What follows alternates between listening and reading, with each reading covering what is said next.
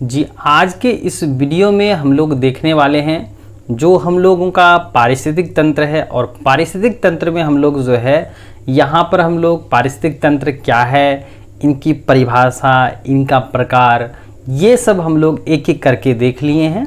तो इस कक्षा के माध्यम से हम लोग देखेंगे पारिस्थितिक तंत्र के कौन कौन से घटक होते हैं, कौन कौन से अवयव होते हैं।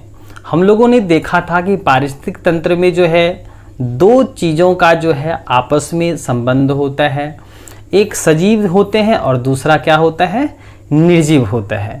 तो जितने सारे सजीव होते हैं ना, प्रकृति की भाषा में पारिस्थितिक तंत्र के लैंग्वेज में हम लोग क्या कहते हैं, उसको जैव अवयव कहते हैं।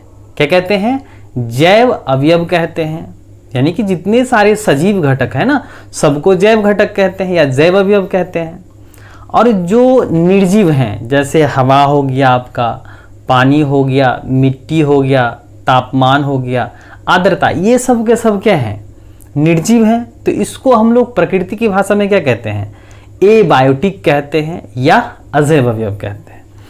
तो पारिस्थितिक तंत्र में जितने सारे अवयव होते हैं, इनको हम लोग जो है सबसे पहले दो ग्रुप में बांटते हैं। पहला, एक ऐसा अवयव जो जीवित है, मतलब इसके अंतर्गत क्या रहने वाला है, सजीव रहने वाला है। जैव अवयव के अंतर्गत क्या आते हैं, सजीव आते हैं। जैसे आपके पौधे हो गए, जंतु हो गए, कुछ सूक्ष्म जीव हो गए, ये सब के सब क्या हैं, सजीव हैं। और सजीव को कहाँ रखते हैं, जैव अवयव के अंतर्गत रखते हैं। और दूसरा क्या है आपका, अजैव, इसके अंतर्गत क्या रखा गया है, निर्जीव घटक को रखा गया है। यानी कि नॉन लिविंग को हम लोग कहाँ रखे हैं, अजैव में रखे हैं। तो पहला है आपका जैव अवयव और दूसरा क्या है आपका अजैव अवयव। तो अब देखिए, जैव अवयव को यानी कि बायोटिक कंपोनेंट्स को हम लोग फिर तीन हिस्से में कैटेगराइज किए हैं। यानी कि सबसे पहले पारिस्थितिक तंत्र को दो ग्रुप्स में बांट दिए, पहला जैव अवयव और दूसरा अजैव अवयव। अब क्या किए कि जैव अवयव को हम लोग तीन ग्रुप्स में बांटे। पहला है आपका उत्पादक। क्या है, उत्पादक, यानी कि एक ऐसा मेंबर्स, यानी एक ऐसा सजीव जो अपने से भोजन बना रहा है। यानी कि क्या करते हैं, पौधे, आपके शैवाल वगैरह, ये क्या करते हैं, सूर्य के प्रकाश की उपस्थिति में प्रकाश संश्लेषण की प्रक्रिया करते हैं, है ना। तो यहाँ पर जो भोजन बनाने की जो कला है ना, वह पौधों में होती है। और पौधों में विशेष प्रकार का क्या होता है, प्रक्रम होता है, प्रक्रियाएं होती हैं, जिसको हम लोग प्रकाश संश्लेषण कहते हैं। तो ये जो उत्पादक होते हैं ना, इनके पास भोजन बनाने की कला है। तो सबसे पहले हम लोग जैव अवयव को तीन हिस्से में कैटेगराइज किए। पहला है उत्पादक, भोजन बनाने वाले को उत्पादक कहते हैं। और जो भोजन बनाते हैं तो क्या दूसरे पर आश्रित रहेंगे, नहीं रहेंगे। तो इसीलिए उसको हम लोग क्या कहते हैं, स्वपोषी कहते हैं। क्या कहते हैं, स्वपोषी जीवधारी भी आप कह सकते हैं, जिसमें आपके पौधे आते हैं, चाहे वो विकसित हों चाहे अविकसित हों। यानी शैवाल हो गए आपको अविकसित पौधे, अब फूल वाले पौधे यानी कि पुष्पी पौधे हो गए आपके विकसित पौधे। दूसरा है आपका उपभोक्ता। क्या है, उपभोक्ता, यानी उपभोग करने वाला।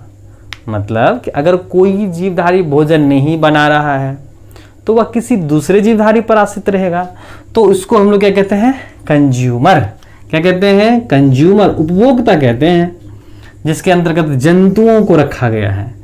तो उपभोक्ता जो हैं वो अपने से भोजन नहीं बनाते, वो इसके अंतर्गत क्या रखा गया है, जंतुओं को रखा गया है। और उसके बाद क्या है, अपघटनकर्ता। अपघटनकर्ता के अंतर्गत क्या रखते हैं भाई, वैसे जीवों को रखते हैं जो जटिल रूपों से सरल रूप में बदल देते हैं। मतलब कि ये प्रकृति में जो सरे गले चीजों को है ना, मिट्टी में बदल देते हैं। मतलब ये लोग क्या करते हैं, सफाई का काम करते हैं। तो इसीलिए अपघटनकर्ता को हम लोग क्या कहते हैं, प्रकृति का सफाई कर्ता भी कहते हैं। तो ध्यान रखिएगा, अपघटनकर्ता के बिना कोई भी पारिस्थितिक तंत्र अधूरा माना जाता है। अगर ये नहीं रहेंगे तो प्रकृति में देख लीजिए, सफाई करने वाला कोई नहीं बचेगा, तो कचरा कचरा कचरा हमारा प्रकृति हो जाएगा। और जो भोजन बनाने की कला है वो पौधों के पास है। तो जो ऊर्जा है यहीं से स्टार्ट होती है ना, जो कि सूर्य से लिया जाता है।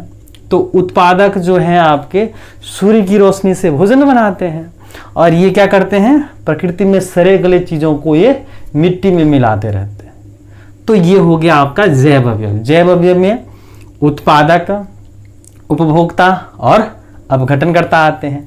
अपघटनकर्ता में आपके सूक्ष्म जीव आते हैं, जैसे आपके बैक्टीरिया हो गए, आपके बहुत सारे इंसेक्ट वगैरह हो गए, आपके कवक हो गए, ये सब के सब क्या हैं, आपके अपघटनकर्ता है। यानी कि एक ऐसा जीव जो सड़े गले चीज़ों को मिट्टी में बदल देता है, उसको हम लोग क्या कहते हैं, अपघटनकर्ता कहते हैं। अब देखिए जो भोजन नहीं बनाने वाले हैं, कौन नहीं बनाते हैं भाई, उपभोक्ता नहीं बनाते हैं, जिसके अंतर्गत जंतु रखते हैं। तो अब भोजन नहीं बनाएंगे तो क्या करेंगे, ये अलग दूसरे जीवों पर आश्रित रहेंगे ना। तो देखिए यहाँ अगर क्या होते हैं, उपभोक्ता अगर साग सब्जी पर जिंदा रहेगा, साग सब्जी बोले तो पौधा पर जिंदा रहेगा, तो उसको हम लोग प्राथमिक बोले। दूसरा है मांसाहारी वाले जीव, जिसको हम लोग द्वितीयक बोले, और तृतीयक उपभोक्ता जो मांसाहारी होते हैं। तो इस तरह से हम लोग उपभोक्ता को तीन हिस्से में बांट दिए, प्राथमिक उपभोक्ता, द्वितीयक उपभोक्ता और तृतीयक उपभोक्ता। प्राथमिक, द्वितीयक और तृतीयक, यानी प्राइमरी, सेकेंडरी और टर्सरी लेवल ऑफ कंज्यूमर्स हैं। तो प्राथमिक उपभोक्ता क्या होता है, शाकाहारी होता है, द्वितीयक उपभोक्ता क्या होता है, मांसाहारी होता है, और तृतीयक उपभोक्ता जो है ये मांसाहारी ही होते हैं। तो जैव अवयव को पहले हम लोग तीन ग्रुप्स में बांटे, उत्पादक, उपभोक्ता और अपघटनकर्ता।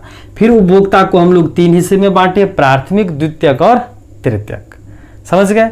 चलिए अब आइए समझते हैं जैव अवयव।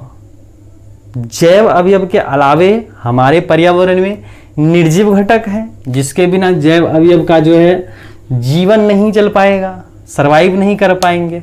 तो अजैव अवयव के अंतर्गत निर्जीव चीज़ों को रखा गया है।